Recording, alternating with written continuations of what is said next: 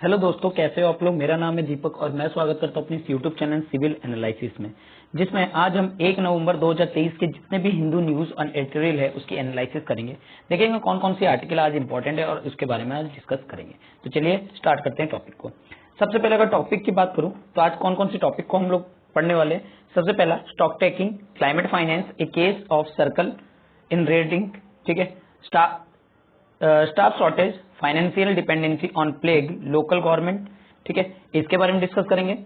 इसके बाद फिर हमारा ethics and parliamentary conduct and the Indian MP, इसकी बात करेंगे। ये चार हमारे स्टार्टिंग के आर्टिकल है, एडिटोरियल है, और इसके बाद जितने भी है हमारे आर्टिकल है, ठीक है, इनके बारे में भी डिस्कस करेंगे। तो चलिए स्टार्ट करते हैं। सबसे पहले टॉपिक, सबसे पहला है stock taking, climate finance, a case of circle in red ink. देखिए क्या बताया जा रहा है यहाँ पे। ये चीज है कि भाई किस तरीके से क्लाइमेट फाइनेंस को स्टॉक टेकिंग किया जा रहा है और क्या चीज इसमें प्रॉब्लम आ रही है, और क्या जो डेवलपिंग कंट्री है किस तरीके से अपनी जो मनी की सप्लाई है, यानी कि जो उन्होंने कह रखे थे नेशनल डिटरमेंट कंट्रीब्यूशन में बात कर रखे थे कि किस तरीके से हम जो है $100 बिलियन जो है इन्वेस्टमेंट करेंगे, तो उस चीज पे क्या बताया जा रहा है यहाँ पे, इस चीज की बात की जा रही है। देखिए सबसे पहला है क्लाइमेट फाइनेंस जो है वो सबसे क्रूशियल है इस टाइम पे, ठीक है, क्योंकि ये कहीं ना कहीं डेवलप करता है ट्रस्ट को किसके बीच में, डेवलपिंग कंट्री के बीच में, जो भी फ्यूचर क्लाइमेट चेंज हो रहे हैं उसके ऊपर बातचीत करके और उनके बीच में एक ट्रस्ट डेवलपमेंट करने का काम करता है। अब लेकिन इशू जो है वो क्या है, यहाँ पे सबसे बड़ी इशू है क्लाइमेट फाइनेंस की। भैया अगर आप क्लाइमेट चेंज को रोकना चाहते हो तो उसके लिए आपको क्या चाहिए, पैसा, यानी कि फाइनेंस की जरूरत है। फाइनेंस इसलिए जरूरत है ताकि आप इसको मिटिगेट कर सको। अब जब पैसा ही नहीं होगा तो आप मिटिगेशन पे कहां सोचोगे, ठीक है, तो यही चीज बात की जा रही है। अगर हम बात करें कॉन्फ्रेंस ऑफ पार्टी जब 28 हुआ था, जो कि नवंबर 30 दिसंबर 12 तक दुबई में, तो उसमें क्या बताया गया, उसमें बताया गया क्लाइमेट चेंज 2023 का जो कॉन्टेक्स्ट था उसमें बताया गया synthesis report providing the main scientific input to global stake take at COP, ठीक है। और ये जो रिपोर्ट है ये कहती है कि जो अभी हमारी करंट की टेम्परेचर है वो इंक्रीज हो रही है 1.1 डिग्री सेल्सियस के हिसाब से, और ये कहीं ना कहीं फ्रीक्वेंटली हजार्डस कर रही है हमारे वेदर को और कहीं ना कहीं ग्लोबल स्टॉक टेक को। तो इसके लिए डेवलप्ड जो कंट्री है और क्लाइमेट वल्नरेबिलिटी जो कंट्री है वो उनको क्या करना चाहिए, अपनी डिमांड को रैंपिंग करने के लिए यहाँ इस पे मिटिगेशन एक्शन कहीं ना कहीं डेवलपिंग कंट्री को लेना पड़ेगा। यानी कि जो डेवलप कर चुके हैं उनसे तो कोई दिक्कत नहीं, लेकिन जो नीचे की तबके के हैं यानी कि जो वल्नरेबल कंट्री है उनको भी प्रॉब्लम है। तो यानी कि इन दोनों को प्रॉब्लम है। तो ये दोनों कह रहे हैं कि भाई आप जो डेवलपिंग कंट्री है वो अपनी मिटिगेशन तो कम कीजिए कम से कम, ठीक है। अब देखिए अब डेवलपिंग कंट्री क्या कहते हैं, which likely to be counter the demand of that developed countries not been able to meet mobilisation of 100 billion climate finance.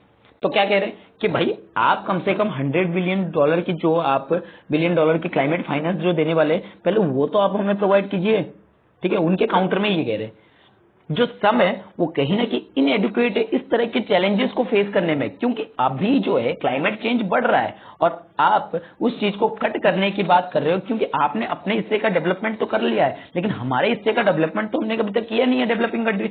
तो कम से कम जो 100 बिलियन आपने कहा है वो तो कम से कम डिमांड को पूरी कीजिए, लेकिन वो भी अभी क्या हो रहा है, अगर देखा जाए तो 100 बिलियन भी कहीं ना कहीं इस चैलेंज को फेस करने से नहीं रोक सकता, ठीक है। तो यहां पे और क्या बताया जा रहा है, लो कार्बन डेवलपमेंट जो पाथ है या क्लाइमेट रेजिलियंस है वो डेवलपमेंट के दौरान जो भी किए जा रहे हैं उसमें तो कम से कम डेवलपिंग कंट्री चेंज कर रही है, अपने आप को स्विचिंग कर रही है।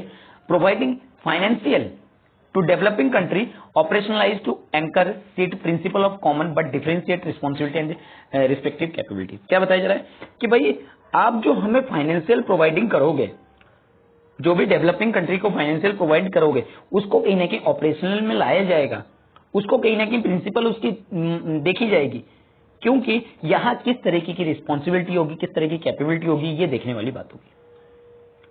अगर हम बात करें estimate educate finance, climate finance, क्या बताया जा रहा है यहाँ पे, जो डेवलप कंट्री है उनको कहीं ना कहीं ये मैंडेटरी टर्म है, रिक्वायर्ड है कि वो प्रोवाइड करे फाइनेंशियल रिसोर्सेज को, किसको, डेवलपिंग कंट्री के पार्टीज को। जो अंडर 9 पेरिस एग्रीमेंट के क्लाइमेट चेंज में बताया गया है ये मैंडेटरी है कि वो डेवलप कंट्री वो बायनियल अपने रिपोर्ट्स को अपडेट करते रहे, जो इन्फॉर्मेशन है, जो भी फाइनेंशियल रिसोर्सेस है, उसको हर 6 महीने में क्या करे, वो प्रोवाइड करते रहे। हर 6 महीने, हर 2 साल में वो क्या करते, प्रोवाइड करते रहे। और साथ ही साथ जो प्रोजेक्ट की लेवल है कि किस तरह से पब्लिक फाइनेंशियल रिसोर्सेज में इस्तेमाल किए जा रहे हैं, वो सारी चीजें कहीं ना कहीं डेवलपिंग कंट्रीज को भी प्रोवाइड करनी पड़ेगी। जो कोपेनहेगन चेंजेस कॉन्फ्रेंस हुआ था 2009 में, उसमें क्या बताया गया, जो डेवलप कंट्रीज है वो कहीं ना कहीं कमिटमेंट करेगी और साथ ही साथ 100 बिलियन को कहीं ना कहीं मोबिलाइज करने की बात की जा रही है पर ईयर बाय 2020 से। लेकिन अगर डेवलप कंट्री की रिक्वायर्ड की बात की जाए according with decision a company, तो क्या बताया जा रहा है, जो पेरिस एग्रीमेंट है उसमें तो कलेक्टिवली मोबिलाइज किया जाएगा 100 बिलियन थ्रू 2025 तक। अगर हम बात करें नई कलेक्टिव क्वांटिटेटिव गोल की, जो कि from the floor of $100 billion per year बताया गया था, सेट होने वाला है कि नहीं कि एंड होने वाला है वो 2024 में। और 26 United nation climate change conference जो ग्लासगो में हुआ था 2021 में, जिसमें ये बताया गया डेवलप कंट्रीज ने ये पाया कि जो इसमें डीप रिग्रेटिव की बात की गई और बीइंग एबल टू मोबिलाइज केवल कितने 79.6 बिलियन ही यहां देखा गया, मोबिलाइज किया गया। जो पेरिस एग्रीमेंट है वो कहने की बेस्ड है किस पे, सेल्फ डिटरमिनेंट एफर्ट पे सभी पार्टी के, और यहाँ सब कहीं ना कहीं नेशनल डिटरमिनेंट कंट्रीब्यूशन अपने कर रहे हैं, जिससे कि वो धीरे धीरे नेक्स्ट के 5 ईयर में क्या कर सके, अपने एफर्ट्स को मिटिगेट कर सके, अपने एफर्ट्स को बढ़ा सके और साथ ही साथ उन एफर्ट से उस चीज को मिटिगेट कर सके। अगर नेशनल कंट्रीब्यूशन डिटरमिनेंट्स की बात करें तो सब एक साथ कहीं ना कहीं यहाँ पे आना पड़ेगा और 1.5 डिग्री सेल्सियस का जो टेम्परेचर गोल है उसको कहीं ना कहीं कम करना पड़ेगा। जो अमाउंट है वो कहीं ना कहीं फर्स्ट टाइम कहीं ना कहीं टच किया है 6 ट्रिलियन को 2030 में बताया जाएगा। अगर इंडिया की बात करें, थर्ड ब्रूसेस क्या क्या कहती है कि इसकी जो फाइनेंशियल नीड्स है वो कहीं ना कहीं डिप्राइव होती है इसकी नेशनल डिटरमिनेंट कंट्रीब्यूशन की, यानी कि जो इसने नेशनल डिटरमिनेंट कंट्रीब्यूशन दिखाया है उसके हिसाब से इसकी फाइनेंशियल नीड कहीं ना कहीं जरूरत है। और साथ ही साथ इसको एडेप्टेशन और मिटिगेशन पर्पज के लिए 2015 और 30 के लिए 206 बिलियन और 834 बिलियन की कहीं ना कहीं यहाँ पे जरूरत मिटिगेशन के लिए है। ठीक है, और यहाँ सबसे ज्यादा फाइनेंशियल नीड की रिक्वायरमेंट है, इस चीज की भी बात की जा रही है, जिससे कि वो low carbon clean energy system या ट्रेडिशनल सिस्टम को फॉलो कर सके, किससे, ट्रेडिशनल सिस्टम से फॉलो कर सके, जो कि केवल फंडेड अगर डेजिग्नेटेड फाइनेंशियल मैकेनिज्म, सिर्फ उनसे ही नहीं और भी बहुत सारी जगह से इनको जरूरत है। अगर जस्ट ट्रांजेक्शन की बात की जाए, COP27 में क्या बताया गया कि 3.6 मिलियन पीपल जो है 159 डिस्ट्रिक्ट्स में, इंडिया के 159 डिस्ट्रिक्ट्स में कहीं ना कहीं अभी भी फोसिल फ्यूल की इकोनॉमी के थ्रू चल रहे हैं, डायरेक्ट हो चाहे इनडायरेक्ट जॉब्स हो। ठीक है, अभी भी ये कहीं ना कहीं रिलेटेड है कोल माइनिंग के पावर सेक्टर से। तो और क्या बताया जा रहा है, ये बर्डन कहीं ना कहीं जो शेयरिंग फॉर्मूला है वो अभी भी अनक्लियर है। जो डेवलप कंट्री है वो कहीं ना कहीं मैंडेटरी करते हैं कि वो अपनी फाइनेंशियल रिसोर्सेज को प्रोवाइड करेंगे, किसको, डेवलपिंग कंट्रीज के पार्टीज को, लेकिन कोई भी इस तरह की एग्रीमेंट नहीं हुआ है कि किस हिसाब से वो पहुंचाया जाएगा। एक एनालिसिस कहीं ना कहीं ये सजेस्ट करती है कि केवल 5% जो है फेयर शेयर होगा इन 2022 में, विदाउट एनी मैंडेटरी फॉर्मूले फॉर कलेक्टिंग मनी, यानी कोई भी मैंडेटरी तरीका नहीं है। ये डिफिकल्ट हो जाता है कि किस तरीके से हम मनी को कलेक्ट करें, किस तरीके से मोबिलाइज करें। ना तो जो यूनाइटेड नेशन फ्रेमवर्क है वो बताती है और ना ही पेरिस एग्रीमेंट इस चीज के क्राइटेरिया को डिसाइड करती है। अगर ग्लोबल एनवायरनमेंट फैसिलिटी की बात करें, UNFCCC डेजिग्नेटेड किया जाता है जो कि फंडेड एजेंसी है और ये कहीं ना कहीं ग्रांट और कंसेशन लोन जो है डेवलपिंग कंट्री को प्रोवाइड करता है हर 4 साल में। एक सिमिलर अप्रोच कहीं ना कहीं बोरो किया जाता है ग्रीन क्लाइमेट फंड से, जो कि डेवलप कंट्री द्वारा मोबिलाइज किया जाता है फाइनेंस के लिए। जो ग्रीन क्लाइमेट फाइनेंस है उसको सेटअप किया जाता है जिससे कि 100 बिलियन डेवलपिंग कंट्रीज पार्टीज को वो कहीं ना कहीं लो एमिशन करने के लिए या क्लाइमेट रेजिलियंस को बनाने के लिए इस्तेमाल किया जाए। ठीक है, तो हैड सेकंड रेपलाइज ऑन October 5, 2023। जो सेकंड प्लेजिंग कॉन्फ्रेंस है केवल 25 कंट्री लिए हैं 37 डेवलपिंग कंट्रीज में, और जिन्होंने कहीं ना कहीं बोन की जो मीट है उसको कहीं ना कहीं पाया है। तो यही सारी चीजों को कहीं ना कहीं इसमें इंक्लूड किया है। तो ये चीजें आपको आई होप कि समझ में आ गई होगी। चलिए अगले आर्टिकल की तरफ बढ़ते हैं। Staff shortage, financial dependency plague local government. देखिए क्या बताया जाए।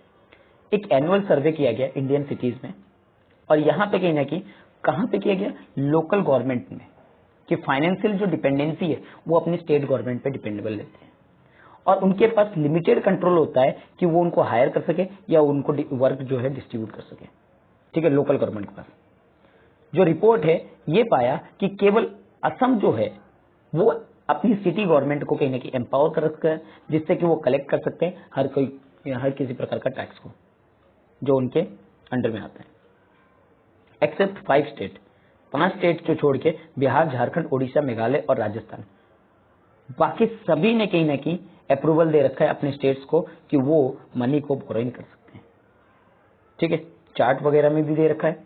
यहाँ पे बताया गया जो मेगा सिटीज है या फिर आपके जहाँ पे 4 मिलियन पॉपुलेशन है, लार्ज सिटीज है, मीडियम सिटीज है और स्मॉल सिटीज है, ये कहीं ना कहीं इस तरह की चीजों को पावर अक्रॉस चीजों को दिखाता है। ठीक है, मेगा सिटीज की बात की जाए, बहुत सारे ये कहते हैं कि फाइनेंशियल जो है उनके मेयर के पास do not have 5 year tenure and not directly elected. जो मेयर है उनके पास ना तो 5 साल का टेन्यूर होता है और ना ही वो डायरेक्टली इलेक्टेड होता है। दूसरी तरफ अगर बात की जाए, बहुत सारे मेयर जो कि छोटे सिटीज में होते हैं तो उनके पास 5 ईयर टेन्यूर होता है और आज डायरेक्टली इलेक्टेड होते हैं, लेकिन सिटी फाइनेंस में उनमें भी कमी होता है। जो रिपोर्ट है ये दर्शाती है कि मेयर और जो काउंसिल है उनके पास लिमिटेड पावर है स्टेप्स की अपॉइंटमेंट करने के लिए, प्रमोशन करने के लिए। केवल हैंडफुल स्टेट्स जो है उनके पास एम्पावर है कि वो सिटी गवर्नमेंट को अपॉइंट कर सके म्युनिसिपल कमीशन से। वास्तव में अगर देखा जाए कि कोई भी सिटी जो है उसके पास पूरी कंप्लीट पावर नहीं है अपने स्टाफ्स को रखने के लिए। सिटीज जो कि स्पेशली लैक करती है अपने कंट्रोल को, जो कि सीनियर मैनेजमेंट की टीम पे, वो कहीं ना कहीं डेपुटेड होते हैं डायरेक्टली किसके द्वारा, स्टेट गवर्नमेंट के द्वारा, जो कि एक टफ पोजीशन हो जाता है इंटरडिसिप्लिनरी प्रोसीडिंग को उनके खिलाफ चलाने के लिए। रिपोर्ट ये भी कहती है क्योंकि they are not able to build strong organisation and exact accountability for the worker.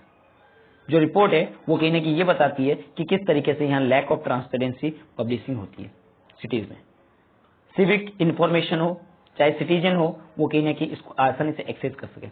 केवल 35 में से 11 जो है स्टेट यूनियन टेरिटरी, वो कहीं ना कहीं इनेक्ट होती है पब्लिक डिस्क्लोजर लॉ से, और यहाँ मैंडेट होती है कि वो अपनी सिविल डाटा को क्या करते हैं, पब्लिश कर सके। ठीक है, तो 11 of them publish there minute meeting and 17 make available there decision making process. यानी कि 11 जो है वो अपनी मिनट जो मीटिंग है वो कहीं ना कहीं पब्लिश करती है, और 17 कहीं ना कहीं अपने डिसीजन मेकिंग के प्रोसेस को भी पब्लिश करती है। अगर ज्यादा इंपॉर्टेंट की बात की जाए, जो फाइनेंशियल ट्रांसपेरेंसी की बात की जा रही है, जहां सिटीज अपनी कहीं ना कहीं ओवरऑल बजट को बात करती है, और बजट हर एक वर्ड की, चाहे वो फाइनेंशियल स्टेटमेंट हो एवरी क्वार्टर में या एनुअली में, जो भी डाटा होती है कोई भी सिटीज में पब्लिश क्वार्टरली नहीं की जाती है फाइनेंशियल जो स्टेटमेंट्स होती हैं। ठीक है, केवल 28% जो है डिसेमिनेट होती है देयर एनुअल ऑडिट में, फाइनेंशियल स्टेटमेंट में। जो नंबर है वो कहीं ना कहीं अब जो है नीचे जा चुकी है 17% पे। केवल मेगा सिटीज जो है इसको मानते हैं, लेकिन अगर बड़े सिटीज की बात की जाए, उनमें अगर सिटी बजट की बात की जाए, स्मॉल सिटीज कहीं ना कहीं यहाँ पे जस्ट 40 से 65% पे लैग कर जाते हैं। ठीक है, तो ये सारी चीजें बता रहा है, और ये किस वजह से हो रहा है, due to poor control appointment of staff, local government suffer from high level unheld post. ठीक है, तो यानी कि जो अपर लेवल पे बैठे उनकी डांट फटकार तो थोड़ी ना सुननी है। ठीक है, तो इन सब की वजह से यहाँ कहीं ना कहीं कमी आती है। तो इसका मतलब है कि आपको स्टाफ को कहीं ना कहीं रिक्रूटमेंट देना पड़ेगा, आपको कम से कम उनको एम्पावर करना पड़ेगा कि वो अपने लेवल पे जो स्टाफ है उसको कलेक्ट कर सके, उनके ऊपर एम्पावर कर सके, जिससे कि ट्रांसपेरेंसी भी आएगी और आपको अकाउंटेबिलिटी भी जो है यहाँ पे प्रोवाइड की जाएगी। ठीक है, चलिए अगले आर्टिकल की तरफ बढ़ते हैं। Ethics parliament conduct and the Indian MP. देखिए क्या बताया जा रहा है। लोकसभा की एथिक्स कमेटी का प्रोसीडिंग जो है all India Trinamool Congress member के ऊपर चलाया गया, member of parliament for West Bengal से। किसके ऊपर? महुआ मोइत्रा। ठीक है। एक सीनियर एमपी है फ्रॉम भारतीय जनता पार्टी से, निशांक दुबे, उन्होंने कंप्लेन किया with the speaker allegation that Mrs Moitra जो है वो कहीं ना कहीं मनी को रिसीव किया है। किस वजह से? बिजनेसमैन से, ताकि वो क्वेश्चंस को पार्लियामेंट में पुट कर सके। यानी क्वेश्चन वगैरह देते हैं ना, तो उसके लिए क्वेश्चन पुटअप करने के लिए उन्होंने क्या किया, पैसे लिए किसी बिजनेसमैन से कि इस तरह की क्वेश्चन जो है आप पता करो। ठीक है। तो इस तरह की चीजों को स्पीकर ने क्या कर दिया, रेफर कर दिया एथिकल कमेटी के पास, जो कि एग्जामिन करेगी और एक रिपोर्ट जो है प्रोवाइड करेगी। ठीक है। अब इसके कॉन्टेक्स्ट में हम बाकी सारी चीजों को पढ़ते हैं, क्या क्या हुआ है ये सारी चीजें। ये कहीं ना कहीं क्लैरिफाई है कि इस पॉइंट पे कि एक एमपी जो है वो मनी लिया है और पुटिंग क्वेश्चन किया है जिस पार्लियामेंट में, तो ये अगर ऐसा पाया जाता है तो वो गिल्टी होगा और यहां पे कहीं ना कहीं ब्रीच करेगा प्रिविलेज और कंटेम्प्ट ऑफ हाउस को। ठीक है। अगर इस तरह की कंप्लेन इनवेरिएबली कमेटी जो प्रिविलेज है वो कहीं ना कहीं इन्वेस्टिगेशन करेगी। ये जो कमेटी है प्रॉपर इन्वेस्टिगेशन के बाद अपनी जो रिपोर्ट है वो कहीं ना कहीं सबमिट करेगी और जो भी रिकमेंडेशन होगा उस एमपी के क्वेश्चन अगेंस्ट में वो कहीं ना कहीं उसको मानना पड़ेगा। अगर केस इन्वॉल्विंग होता है इलीगल ग्रेटिफिकेशन से कि पार्लियामेंट्री कंडक्ट जो वर्क है उसको सही करो, तो यहां पे एमपी कहीं ना कहीं एक्सप्लीट हो सकता है अपने हाउस से भी। तो there have been a such instant, बहुत सारी ऐसी इंस्टेंस है जहां एमपी को जो है बाहर निकाला जा सकता है। ठीक है। अगर पहली केस की बात की जाए 1951 की, जिसमें एचजी मुदगल एक एमपी थे और प्रोविजनल पार्लियामेंट के, उनको गिल्टी पाया गया और यहाँ पे प्रमोटिंग किया गया किस चीज के लिए, interest of business association in return for financial benefit putting question up. इस तरह की क्वेश्चन जो है पुटअप करने के लिए उन्होंने पैसे लिए थे, तो इस तरह की जो है चीजें पाई गई। और moving amendment to the bill which affect the interest of business association, और उन्होंने कहा कि भाई इस तरह की जो अमेंडमेंट है कहीं ना कहीं बिजनेस एसोसिएशन को अफेक्ट करेगा, तो इसीलिए बिजनेसमैन क्या करते हैं, अपने अपने फायदे के लिए चीज जो है बनाते हैं। ठीक है। एक स्पेशल कमेटी जो हाउस है उन्होंने कहीं ना कहीं इस चीज को पाया, यहाँ पे डिग्निटी ऑफ हाउस कहीं ना कहीं डेरोगेटरी हो रही थी और इनकंसिस्टेंसी आ रही थी उनके स्टैंडर्ड ऑफ पार्लियामेंट्री जो कि एक्सक्लूड किया गया था उसके मेंबर से। लेकिन but he resign before he was excluded, जब तक उसको निकाले जाते उससे पहले उन्होंने क्या किया, रिजाइन कर दिया। अगर 2005 में बात की जाए तो एक स्टेटिंग ऑपरेशन चलाया गया प्राइवेट चैनल, जिसमें ये दिखाया गया 10 मेंबर जो लोकसभा के हैं उन्होंने कहीं ना कहीं मनी लिया है और जिससे कि वो पार्लियामेंट्री में क्वेश्चंस को पुटअप कर रहे हैं। दोबारा से एक स्पेशल कमेटी जो है अपॉइंट किया गया और ये देखा गया कि ये मेंबर गलती तो नहीं कर रहे, और साथ ही साथ रिकमेंडेशन किया कि एक्सप्लोजन जो एक्सेप्ट बाय द हाउस, जो कि हाउस को मानना पड़ा। सभी एमपीज को एक्सप्लेन कर लिया गया और कंप्लेन जो है एमपीज के खिलाफ एक्सेप्टिंग का जो मनी उन्होंने लिया था पार्लियामेंट्री वर्क से, उसको कहीं ना कहीं ये माना गया कि ये जो है कहीं ना कहीं प्रिविलेज को ब्रीच कर रहे हैं, और कमेटी और जो स्पेशल कमेटी है उनको अपॉइंटमेंट किया गया था इस पर्पज के लिए। और यहाँ पे मिसेस मोत्रा का केस भी कुछ इसी तरह की चीजें हैं और एथिकल कमेटी के पास भेजा गया है कि इसको ग्रेटिफिकेशन मिले। जो एथिक्स कमेटी है लोकसभा की एक रिलेटिवली न्यू कमेटी है जो कि सेटअप की गई थी कब, 2000 में, जो मैंडेट करता है, एग्जामिन करता है हर एक कंप्लेन को जो कि अनएथिकल कंडक्ट करते हैं एमपीज वगैरह, और ये अपनी रिकमेंडेशन जो है देता है क्या एक्शन लेना है इनके ऊपर। ठीक है। और कुछ इस तरह के एक्शन थे, कुछ इस तरह से जो है गिल्टी पाए गए, उसके बारे में बात करते हैं। एक इंटरेस्टिंग एस्पेक्ट जो है इस कमेटी का ये है कि अनएथिकल कंडक्ट, यानी कि अनएथिकल कंडक्ट चीजों को ये कहीं ना कहीं पकड़ता है। ठीक है। और ये कहीं नहीं डिफाइन है, नॉट बिन डिफाइंड एनीवेयर। तो ध्यान रखना अनएथिकल कंडक्ट क्या ये हमारे कहीं पे डिफाइन है, अनएथिकल कंडक्ट क्या ये कहीं पे डिफाइन है, बिल्कुल नहीं, ये डिफाइन ही नहीं है कहीं पे। ठीक है। तो entirely committee to committee examine particularly act conduct and deciding whether it is unethical और नॉट, ये डिसाइडिंग करेगी कि वो एथिकल है या नहीं है। एक कपल ऑफ केसेस जो है डिसाइड किया गया, ठीक है, जिसमें पॉइंट किया गया एक इंस्टेंस था जिसमें एक एमपी जो है जो उनकी क्लोज फीमेल फ्रेंड्स थी उनको अपने साथ पार्लियामेंट्री टूर पे ले गया, मतलब वो अपने पार्लियामेंट्री टूर पे उनको लेके गया। अपनी क्या चीज बता के कि उनको ये बताया गया कि भाई ये मेरी वाइफ है और इसीलिए ये मेरे साथ टूर पे जाएगी, लेकिन एक्चुअली में वो उनकी वाइफ नहीं थी। तो बाद में क्या हुआ, गिल्टी पाया गया और गिल्टी पाए जाने के बाद अनएथिकल कंडक्ट के हिसाब से रिकमेंडेड किया गया और उनको सस्पेंड किया गया 30 सिटिंग ऑफ द हाउस। ठीक है, तो he was also barred from taking any company और spouse any official tour till end of the tenure of Lok Sabha. और ये भी बताया गया कि आप जब तक लोकसभा के टेन्योर में हो और कभी भी टूर कर रहे हो तो इसका मतलब आप किसी भी अपने साथ कोई भी जोड़े को, कोई भी इंसान को या किसी भी लड़के को या लड़की को नहीं लेके जा सकते। ठीक है, लेकिन दूसरे केस में एक मिसकंडक्ट बताया गया, केस ऑफ मिसकंडक्ट, जिसमें एग्जामिन किया गया एथिकल कमेटी और स्पेशल कमेटी के द्वारा। एग्जाम्पल के लिए एक एमपी जो है मिसयूज कर रहा था कार पार्किंग लेवल का, जहां इशू किया गया था बाय पार्लियामेंट में। एक केस जो है रेफर किया गया एथिकल कमेटी को, जहां पे एग्जामिनेशन के बाद इसमें बताया गया कि एमपी जो है ऑनेड अप हिज मिस्टेक एंड अपोलाइज्ड। एक दूसरे केस में एक एमपी जो है एक वुमेन और एक बॉय को फॉरेन टूर पे ले गया। ठीक है, अपनी पासपोर्ट बना के वाइफ और सन का, और ये कहीं ना कहीं बताया गया कि ये पासपोर्ट एक्ट मतलब उसने वाइफ नहीं थी लेकिन वो वाइफ और उसको बेटा बना के उसको फॉरेन टूर करके लेके आए, लेकिन एक्चुअली में ये नहीं था। तो वो कहीं ना कहीं नुकसान कर रहे थे पासपोर्ट एक्ट का।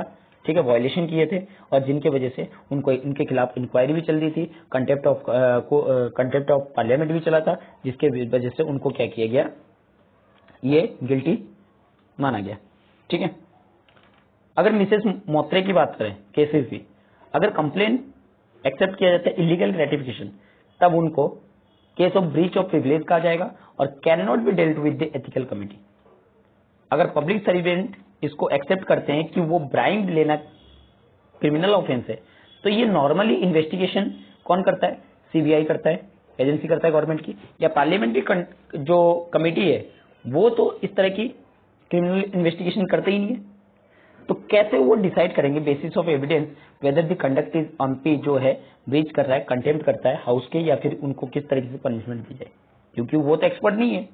लेकिन पनिशमेंट जो है हाउस जो है वो कहीं ना कहीं फंक्शनिंग करता है अपने हिसाब से।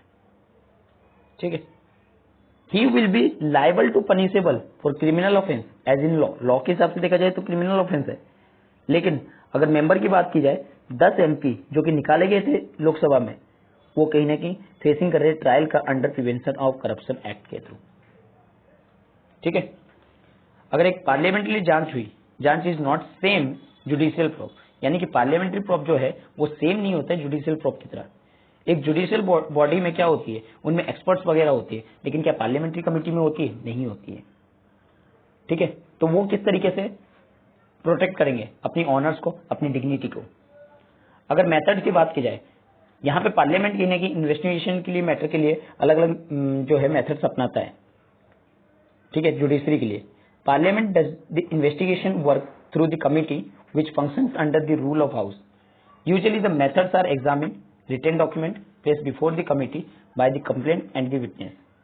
ओरल एग्जामिनेशन ऑफ द और रेलिवेंट विटनेस हो सकता है, डिपोजिशन ऑफ एक्सपर्ट्स हो सकते हैं। तो ये सारी चीजें जो है मंगा सकता है। अगर कमेटी एग्जामिन करती है कंप्लेंट को किसी मेंबर ऑफ हाउस के लिए, तो उसको कहीं ना कहीं उसके सामने अपीयर होना पड़ेगा। ठीक है, एक एडवोकेट के साथ ऑल्सो क्रॉस एग्जामिन किया जाएगा उसके कंप्लेंट को, और साथ ही साथ विटनेस जो है परमिशन किया जाएगा। ठीक है, तो इस तरह की चीजें जो है कुछ इनमें चलती रहती है, जैसा भी होगा वो आपको पता लग जाएगा।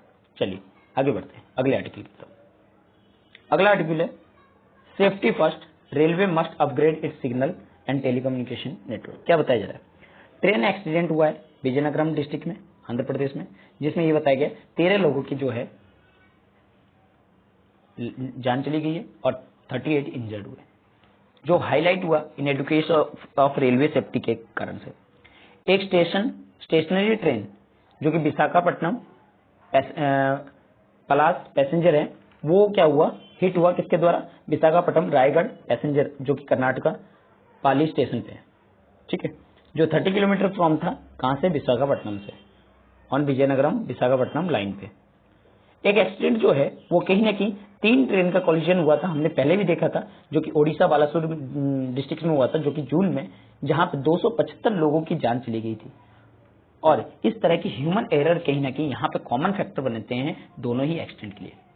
सिग्नल इंटरफेरेंस जो कि एक्सीडेंट हुआ था उड़ीसा में, वाइल जंपिंग, सिग्नल जंपिंग जो कि पाया गया था, कहीं ना कहीं यहाँ पे भी वही चीज देखी जा रही है। बोथ एक्सीडेंट की अगर बात की जाए, दोनों एक्सीडेंट की बात की जाए, तो कवच कहीं ना कहीं इनमें अवॉइड किया गया था। अवॉइडेंस सिस्टम को यहाँ पे मतलब लगाया ही नहीं गया था कवच सिस्टम को, जो कि इंडिजीनियस डेवलप है। जो ट्रेजेडी है वो कहीं ना कहीं यहाँ क्वेश्चन पुटअप करती है कि top brass of Indian railway को कि किस तरीके से ये अपनी रेलवे सेफ्टी रेगुलेशन के लिए क्या करती है, फेल होती हुई नजर आती है। अगर ओडिशा एक्सीडेंट की बात करें तो यहाँ पे कोई भी प्रोएक्टिव या इंटेंस कैंपेन जो है गवर्नमेंट के द्वारा नहीं चलाया गया, जिससे कि रिसर्च की रीएस्ट्यूट किया जाए लोगों को, ताकि वो इस तरह के एक्सीडेंट आगे के तौर पे ना देख सके। ठीक है, जो डीपर और क्रॉनिक इश्यूज कहीं ना कहीं यहाँ पे फैलता जा रहा है, और यहाँ पे रेलवे को इस तरह की चीजों को एनालाइज कहीं ना कहीं करना पड़ेगा। ये जो व्यूज है कहीं ना कहीं इंपॉर्टेंट है, नॉट गिविंग अपग्रेडिंग के लिए, सिग्नल ग्रेडिंग या टेलीकम्युनिकेशन के लिए, बल्कि ह्यूमन रिसोर्सेज को की भी डेवलपमेंट करना पड़ेगा। और यहाँ पे empanel of nearly 1.2 lakh candidate जो कि अप्रैल 2020 से जून 2023 में आए हैं for the post related operational safety के लिए। अगर बात की जाए, केवल 53,180 पोस्ट जो है अभी भी स्टिल वैकेंट है जुलाई 2023 के हिसाब से। और यहाँ पे मेजर की जा रही है कि इंटरलॉकिंग, जिसमें 11,100 लेवल क्रॉसिंग गेट्स है, उसको मैकेनाइज करना, ट्रैक लेइंग एक्टिविटी को, ट्रैक में मशीन को, जिससे कि ह्यूमन एरर को रिड्यूस किया जा सके। जहां पे इलेक्ट्रिकल या electronic interference locking system centralise operation की जाए, सिग्नल जो कि 6427 स्टेशन पे, जिसमें एलिमिनेट कर सकते हैं एक्सीडेंट को, यहाँ पे कहीं ना कहीं फेलियर होते हुए नजर आ रहा है। ठीक है, राष्ट्रीय रेल संरक्षण कोष को रिप्लेसमेंट करने की बात की जा रही है। यहाँ पे रिन्यूअल और upgradation of critical safety assets, जिससे कि इंप्रूवमेंट हो सकी है रेलवे सिस्टम को और स्पेशली उनके सेफ्टी को। लेकिन ये जो स्टेप्स है ये केवल वैल्यू नहीं करते जब लाइफ्स कंटिन्यूअली लॉस होते जाते हैं। और आखिर में ये बताते हैं कि जो अकाउंटेबिलिटी है सीनियर रेलवे मैनेजमेंट की तरफ से होती है और डिवीजन लेवल अपनी तरफ से होती है जो इस तरह के एक्सीडेंट होते हैं। ठीक है, तो यहाँ पे कहीं ना कहीं हमें एक साथ मिलकर काम करना पड़ेगा, इनके ऊपर काम करना पड़ेगा, फाइनेंशियल सिस्टम पे काम करना पड़ेगा और इनकी कमियों को ढूंढना पड़ेगा, और साथ ही साथ मैन पावर की चीजों को भी देखना पड़ेगा। ठीक है, चलिए आगे बात करते हैं। यहाँ से आपका स्टार्ट होता है आर्टिकल, क्या है, Akhaura Agartala rail link to be inaugurated virtually by PM Modi Sheikh Hasina today. क्या बताया जा रहा है, यहाँ पे बांग्लादेश और नॉर्थ ईस्ट इंडिया से अपनी रेलवे कनेक्टिविटी को इंक्रीज करने की बात की जा रही है, जो कि त्रिपुरा से होगी। ठीक है, अगर वेडनेसडे आज की अगर बात की जाए, आफ्टर गैप नियरली 7.5 डिकेड के बाद से इस चीज को किया गया। ये काफी समय से अवेटेड था अखुरा अगरतला रेल लिंक को, जो कि इनॉग्रेट किया गया, कहाँ पे, वर्चुअली किया गया, जो प्राइम मिनिस्टर नरेंद्र मोदी और आपके बांग्लादेश के काउंटर पार्ट शेख हसीना जो कि 11 बजे आज कर चुकी है। ठीक है, ये जो रेल लिंक है वो कहीं ना कहीं पहली स्टेप है जिससे कि कनेक्ट हो सकी त्रिपुरा को कोलकाता के साथ। ठीक है, बांग्लादेश के थ्रू। किस तरह से आप देख सकते हैं इसके थ्रू। अभी तो कनेक्शन सिर्फ ये हुआ है, लेकिन एक्चुअली में कनेक्शन आप देख सकते हैं किस तरीके से यहाँ से जो है कनेक्शन पूरी जो है आपकी इधर की तरफ जाएगी। ठीक है, तो ये सारी कनेक्शन कहीं ना कहीं होनी है। ठीक है, चलिए अगर हम बात करें क्या करेगी ये, इसमें ये हेल्प करेगी कहीं ना कहीं बूस्ट करने में इंडिया बांग्लादेश के ट्रेड, एग्रीकल्चर को, प्रोडक्ट को, टीज को, शुगर, कंस्ट्रक्शन आइटम को, आयरन स्टील्स को, कंज्यूमर आइटम्स को, और साथ ही साथ पीपल टू पीपल टाइज को कहीं ना कहीं इंक्रीज करेगी। जो Akhaura Agartala cross border rail link है, प्रोजेक्ट है, वो कहीं ना कहीं सपोर्ट करती है grant aid 392.52 crore extended Bangladesh को, इंडियन गवर्नमेंट के लिए, इंडियन गवर्नमेंट जो है प्रोवाइड करेगी। जो रेल की लिंक है वो 12.24 किलोमीटर है, जिसमें 6.78 किलोमीटर ड्वेल गेज लाइन का होगा बांग्लादेश का, और 5.46 जो है त्रिपुरा से होगा। ठीक है, तो ये सारी चीजों को बताया जा रहा है। और अखुरा जंक्शन कहीं ना कहीं लोकेटेड है कहाँ पे, आपके बांग्लादेश में ब्रह्माबारिया डिस्ट्रिक्ट में, जो कि चिटगांव डिवीजन का एक हिस्सा है। ठीक है, और ये कल्चरल टाइज के लिए और हिस्ट्री के लिए और कमर्शियली चीजों के लिए भी काफी इंपॉर्टेंट रहा है कॉलोनियल एरा में।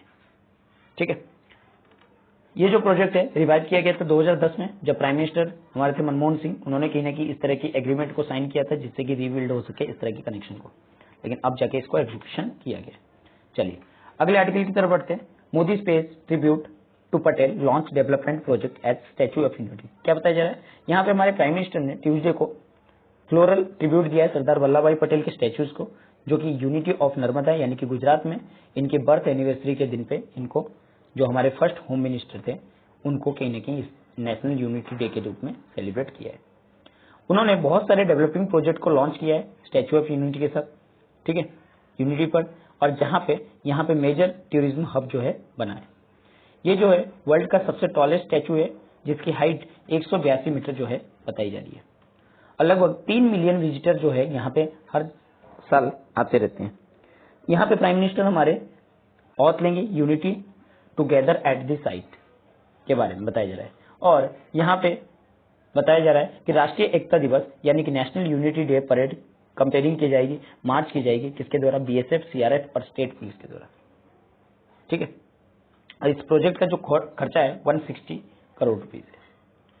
ट्रिब्यूट करने के बाद, सरदार पटेल जी को ट्रिब्यूट करने के बाद हमारे जो प्राइम मिनिस्टर है उन्होंने कहीं ना कहीं एड्रेस किया ऑफिसर ट्रेनिंग्स को 98th कॉमन फाउंडेशन कोर्स के लिए, जो कल्मिनेशन किया जाता है, जो कि 5th एडिशन है ऑफ आरंभ का, जिसमें 560 ट्रेनिंग्स को जो इंडियन सिविल सर्विस और 3 जो है भूटान सिविल सर्विस जो है यहाँ पे पार्टिसिपेशन थे।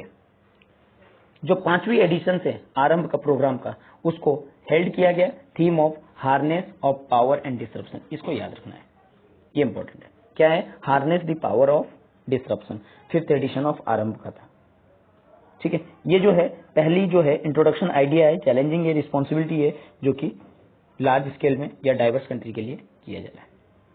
चलिए अगले आर्टिकल की बात करते हैं। NMC to launch one nation one registration platform for unified info on doctor. National medical commission ने क्या किया है, यहाँ रेगुलेटरी बॉडी है जो मेडिकल एजुकेशन की और मेडिकल प्रोफेशनल की, इन्होंने एक सेट को लॉन्च किया है जिसका नाम है one nation one registration platform, जिसमें डॉक्टर जो पूरे कंट्री के उनको कहीं ना कहीं एलिमिनेशन डुप्लीकेशन को एलिमिनेट करने के लिए या रेड टेपिज्म को एलिमिनेट करने के लिए यहाँ पे इस चीज के लिए one nation one registration platform को कहीं ना कहीं यहाँ पे इंक्लूड किया है, ठीक है। कोई भी फिजिशियन जो भी वर्किंग कर रहा है इंडिया में वो इस पे आए अपनी इंफॉर्मेशन को एक्सेस कर सकता है। जो एनएमसी है उन्होंने कहीं ना कहीं इसको पायलट प्रोजेक्ट को patches of pilot of national medical registration in next 6 month, जहां पे डॉक्टर जो है अलोकेट किया जाएगा एक यूआईडी कोड को, नंबर को, जिसके बाद उनको जो है लाइसेंस मिल जाएगा, जिसकी वजह से वो किसी भी स्टेट पे डिपेंडिंग कर सकते हैं और जहां भी चाहे वहां कर सकते हैं अपनी प्रैक्टिस वगैरह। जो कमीशन है वो पहले इस साल की अगर बात की जाए तो गैजेट नोटिफिकेशन के द्वारा रजिस्टर्ड ऑफ मेडिकल प्रैक्टिशनरी और licence to practise medical regulation 2023 को कर सकते हैं। ये अनाउंसमेंट जो है की गई, ठीक है, जिससे कि क्वालिटी काउंसिल जो है क्वालिटी आएगी, मेडिकल कॉलेज जो है इंप्रूवमेंट होगी, मेडिकल स्टाफ इंप्रूवमेंट होगी, और साथ ही साथ जो प्रॉक्सी चीजें होती है वो कहीं ना कहीं यहाँ से दूर होने की संभावना है। चलिए अगले आर्टिकल की बात करते हैं। October rainfall in southern India 6th lowest since 1901। क्या बताया जा रहा है, जो नॉर्थ ईस्ट की मानसून है, रेनफॉल ड्यूरिंग जो नॉर्थ ईस्ट की, वो कहीं ना कहीं रिप्लेस कर रहा है अब साउथ वेस्ट मानसून से अक्टूबर में, और ये कहीं ना कहीं वाइटल रेन की बात की जा रही है सेवरल पार्ट में सदर्न इंडिया में, लेकिन ये अभी देखा जा रहा है 6th लोएस्ट बताया जा रहा है 1901 से, ठीक है, जो आईएमडी के डिपार्टमेंट से बताया जा रहा है। अगर सितंबर की बात की जाए, जो एजेंसी है ये फोरकास्ट कर रही है कि नॉर्मल रेनफॉल जो तमिलनाडु में होनी चाहिए, कोस्टल आंध्र प्रदेश में होनी चाहिए, केरल में होनी चाहिए, लेकिन अक्टूबर में ये देखा गया जो रेनफॉल है वो कहीं ना कहीं 60% डिफिशियंसी पाया गया इन रीजन्स में, और ये सब किसके वजह से हो रहा है, प्रिवलिंग ऑफ एल नीनो और paradoxically positive Indian ocean dipole की वजह से, जो कि पॉजिटिव इंडियन ओशियन डाइपोल जो है इस तरह की अच्छी रेनफॉल को लेके आती है। एल नीनो ईयर हो गया या पॉजिटिव आईओडी हो गया, ठीक है, इंडिविजुअल मीन्स मतलब नॉर्मल रेनफॉल जो है वो कहीं ना कहीं सदर्न इंडिया में अक्टूबर के टाइम पे लाती है, लेकिन इस तरह की चीजें इसमें कमी नजर आ रही है। रेनफॉल की बात की जाए नवंबर के टाइम पे तो इन रीजन में क्या हो रही है, नॉर्मल हो रही है, और जिसके वजह से 23% डिफिशियंसी जो है देखने को मिल रहा है, ठीक है। तो ये था आज का आर्टिकल। आई होप कि आपको आज का आर्टिकल जो है अच्छा लगा होगा। अगर आर्टिकल अच्छा लगा है तो इसको लाइक कीजिए, अपने दोस्तों के साथ शेयर कीजिए और सब्सक्राइब करना ना भूलिए। Thank you.